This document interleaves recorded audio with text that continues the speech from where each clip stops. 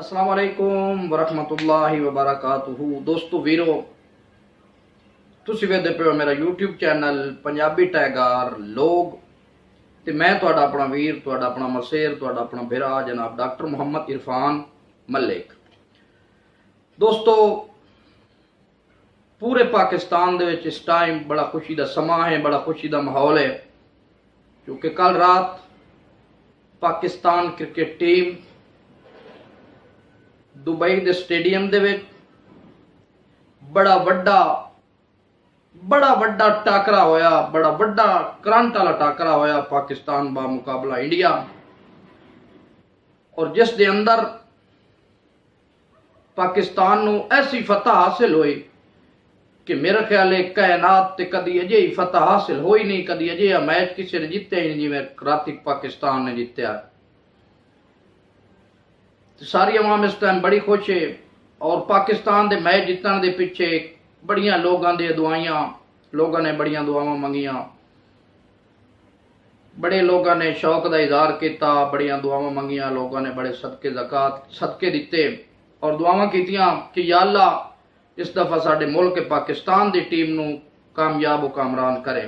खासकर इंडिया के खिलाफ जिहड़ा मैच साडा होंदा है, वो खाली मैच नहीं होंदा, वो एक पाकिस्तानी अवाम और इंडियन अवाम के माबैन एक जोश और जज्बात की जंग होंदी है, एक जज्बात की जंग होंदी है।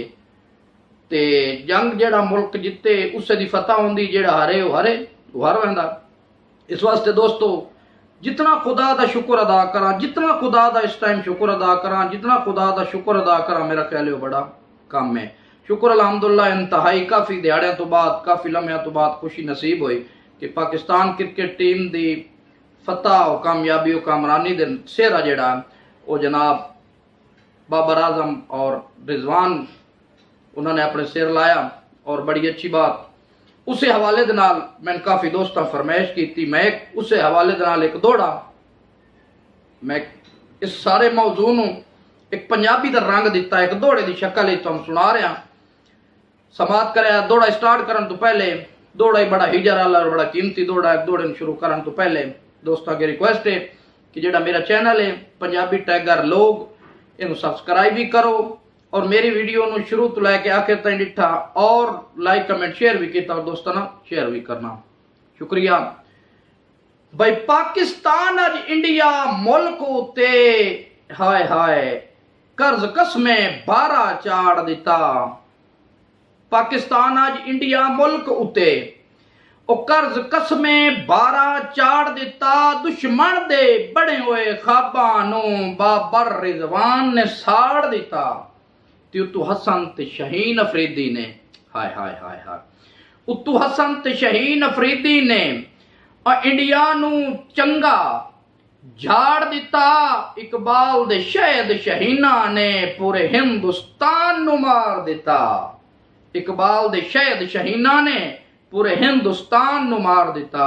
इंज गल दोस्तों ये आई एक पंजाबी दौड़ा, जेड़ा मैं सारे मौजू नूं एक दौड़े की निस्बत बरकलम बंद करके दोस्तों सुनाया। उम्मीद करना कि तुहानू मेरी ये वीडियो बहुत अच्छी लगी उसी। अगर अच्छी लगे तो जनाब लाइक कमेंट शेयर जरूर करना, और मेरा जो चैनल सब्सक्राइब जरूर करना। तो दोस्तों का बहुत शुक्रिया।